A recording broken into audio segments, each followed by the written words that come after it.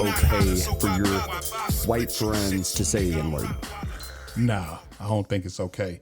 And like I said, I would answer that question with a question. I would ask my white friends, why would you want to say the N-word?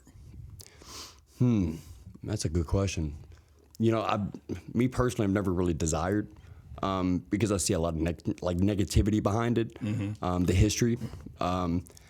But yeah, I don't know why people would. Maybe it's just like that kind of forbidden fruit, right? Yeah. Like in the Bible, and the apple on the tree. Yeah. You know, it's like you tell me I can't, and I almost kind of want to.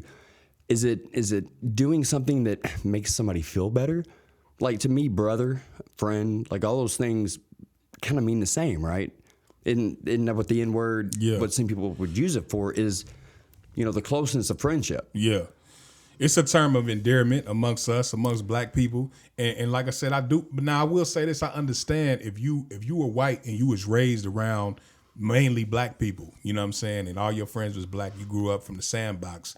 And of course, if we say that amongst each other, and I even understand why a lot of, I ain't gonna say a lot, but some black people would give the pass because, they grew up, we not seeing it, and we know it's not being used in a racist way, with the hard, you know what I'm saying, ard at the end, right. Like how it was used to demean us in slavery and times like that. Right. So I do understand that. But if you give your white friend that pass, you could be setting him up for a very bad situation because it's like just because he says that to you or y'all say that amongst each other and that's cool. But then when you out and about, he say that around the wrong black people that don't, you know what I'm saying? That's a no-fly zone. The pass is not universal. Yeah, it's definitely not.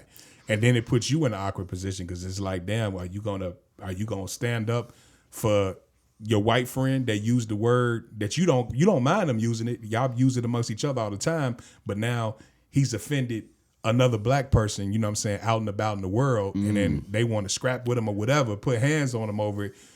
Where do you stand at? Because it's like, this is your friend. Right. So if you take his back, that's what you're supposed to do. You're supposed to have your friends back. But then on the flip side of that, then it's like you going against your people and it makes you look like a sellout. You makes you like an Uncle Tom, what they would call an Uncle Tom. Like, man, you fight for this white dude and he said the N-word, you know what I'm saying? So that's why I just say no altogether. Like, it's almost like just really avoiding the situation. And it's as easy as just saying, we don't say it. So the situation with me and you, I guess we could share, right? Yeah. In your music, it's used, right?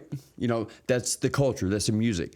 But when you and I spoke, and we actually said this right before we started the podcast, was I don't ever hear you just loosely just say the N-word around me. Yeah. Like I've never heard you be like, my N-word. You've never said that. And that's done purposely because I feel like as black people, we have a response. If you don't want white people saying the N-word to you or around you, then you have the same responsibility. You shouldn't be saying it around them so much because eventually it's just human nature. You're going to get comfortable. If I'm calling you this all the time and then you never say it to me and then like just out of the blue, you say it back to me and then I'm mad at you. I want to fight. You know what I'm saying? Like, man, why'd you call me? And you just like, in your mind. Right, it's different. You like, yeah, it is different. But in your mind, you just like, well, damn, bro. Like, I thought we rock like that. It can really be innocent. It's not even, maliciously, but it's just like. Misunderstood, yeah. Yeah. So I purposely don't do that. And I don't like when black people do that myself. I don't like if you just say, N-word, N-word, N-word, and then, you know what I'm saying, you calling a white person your N and this and that, and then you get mad when they say it back to you. And and I understand, like you said, I use it in my music. I use it it's just a part of my lingo, my terminology. So I also know I got white fans of different races and stuff. When they rap in my music, when you in your car, you listening to some Doughphresh that's dying. Yeah. I know you're not gonna be rapping the lyrics and then not saying that word, muting that word out. You gonna say the word. It's cool. Like I ain't even tripping. You know what I'm saying? Because it becomes part of the song, part of the lyric, right? Yeah, that's a part of the lyric. You've seen these videos, right? I might even try to post it up here, where all the black people are standing around like the white person at the concert, and they're all waiting for him. Like the part comes up, and all like everybody's rapping, and they all stop, and he's just bobbing his head.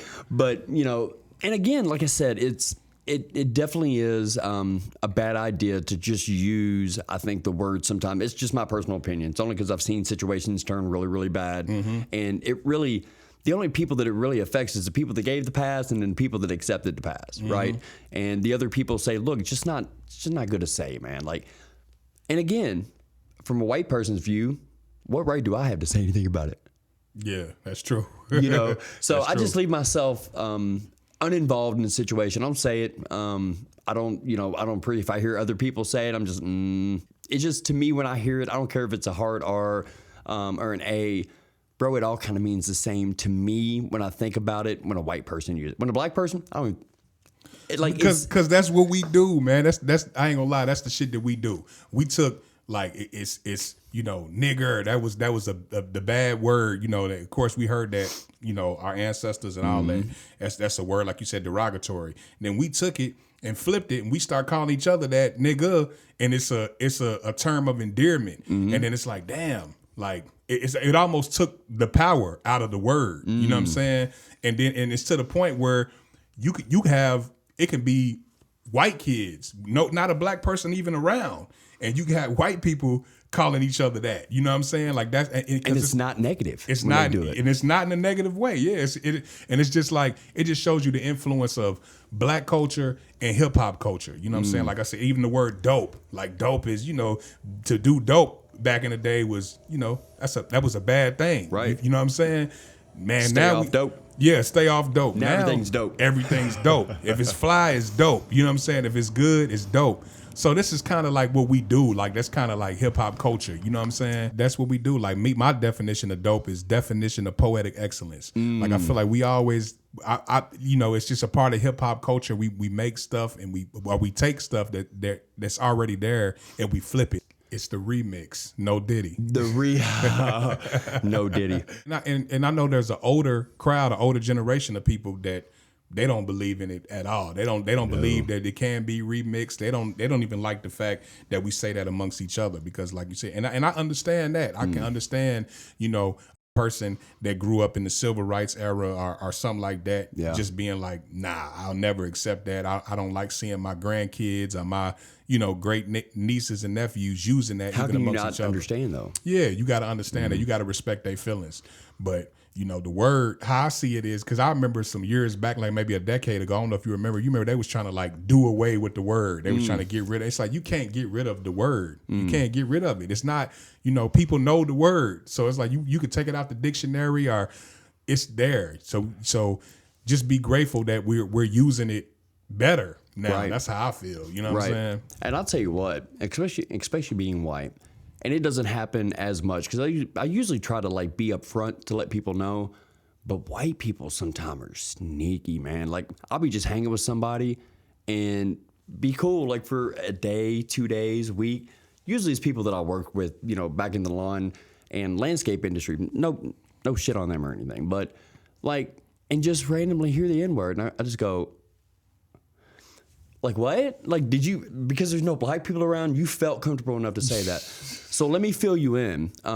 Most of my friends are not white. My niece and nephew are not white. I have family who's not white. I have friends who are not white. And the fact that you said that really offends me. And this is be the last time, like, I'm going to hear you say it. Because you're talking about my friends and my family when you say that word. Right. But you felt comfortable enough to say it around me only because of one reason.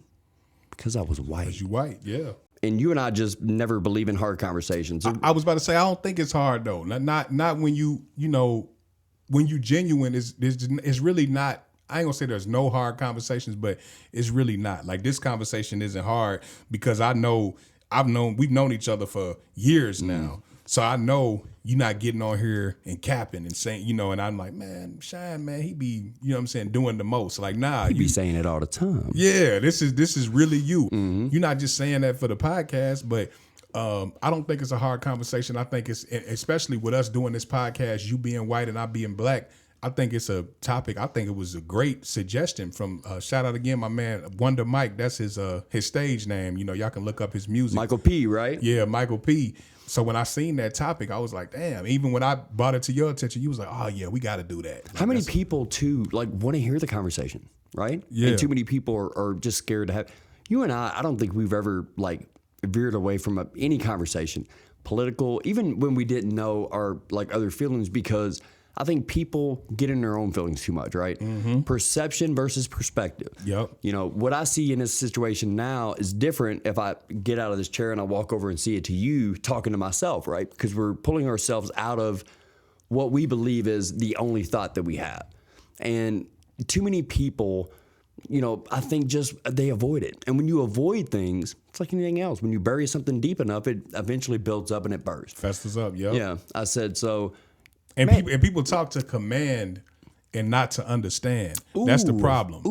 Command, not to understand. They want to be like, you know, your feelings, how I feel about something, I want to make you see it my way and change your vision. If your view is not the same as mine, it's like mine is right and this is why. And like that's why people become argumentative. And that's why you see best friends fall out over, like they tell you, don't talk about religion, politics, and stuff like that.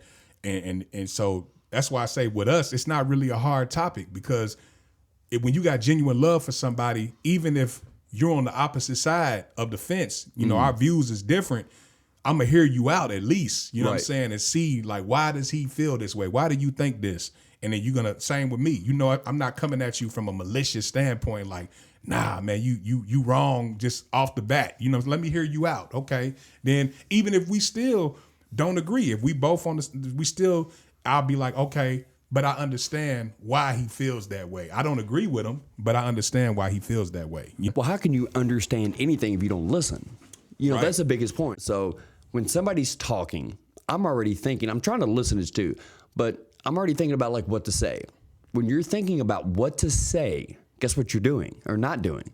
You're not listening. Not fully. But the communication part doesn't matter what race you are. It's having the conversation and taking the time to listen and not the time to respond. It's okay for things to pause, to give you ever been in a conversation, you say something and somebody goes, and you can tell like the light comes on. You're like, damn, it's like this guy's for real, like analyzing like what I said, versus somebody when you finish your sentence immediately. Before you even finish. Or cut you off. You know, do you feel that because people don't stop and understand the hard or difficult conversations, that's why they're hard? Yeah, absolutely. Because it's the response, it's not the understanding. Absolutely. Absolutely. And people can't have conversation without having their emotion in it. It's too emotional, you know? It's like, some conversation should invoke emotions. You know what I'm saying? But not to the point where it's like, damn, there's no understanding. You can't understand because all you see is red. The person you talking to said something that triggered something in you. So it's just automatically you see red, and it's like you're not really trying to understand. Just a trigger response that people are so quick to, you know, the old term, agree to disagree, right? And I think a lot of times we just get away, and that's why people can't talk about the N-word or talk about race or talk about religion. Yeah, and we're going to be talking about all of that, everything, you know, because we feel like and if you disagree with us, feel free to light us up in the comment section. You know, say whatever you got to say. If you agree with us, let us know you agree with us. Hey, freedom of speech, man. So, you know, if you got any, you know, if you have any intriguing conversations or what you would think would be kind of difficult for us to talk about, leave it in the comments. You know, we would love to talk about these topics because we're gonna talk, and we're gonna give. All we can do is just give our opinion. You're either gonna agree or you're gonna disagree, and we fine either way. So, do white people use the N-word? Of course they do. Do they use it maliciously? Of course. Sure. But do they use it more so the way we use it?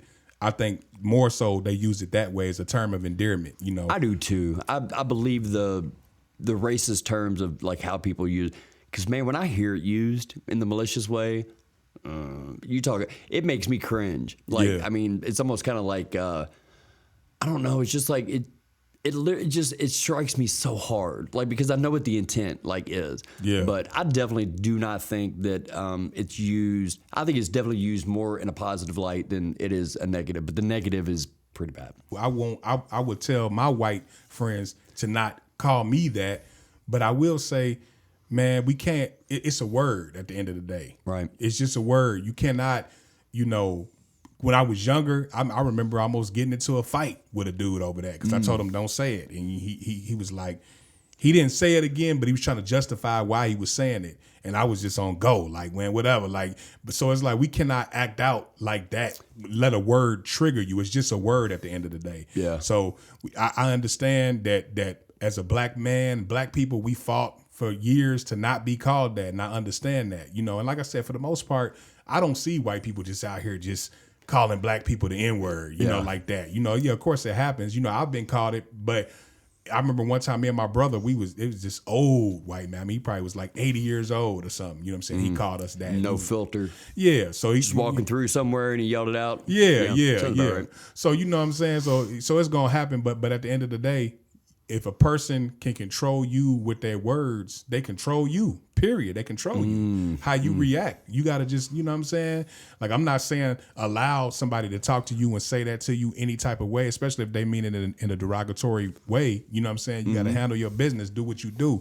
But I'm just saying be smart about it at the end of the day. Well, and I think, too, it's just, you know, life's too short, right? I don't believe that shoes are worth dying over. I don't believe words are worth dying over. There was something that I was taught in school. I'm pretty sure you were taught, too. Sticks and stones may break my bones, but words have never hurt me. I mean, when it comes down to it at the end of the day, we can agree or disagree on something, but, you know, is it really worth dying for?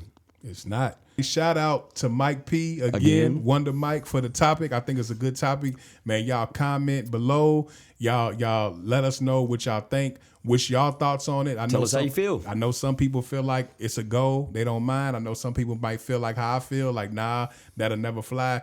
But either way, man, let's keep it peaceful. Let's keep it respectful. And let's keep it fresh.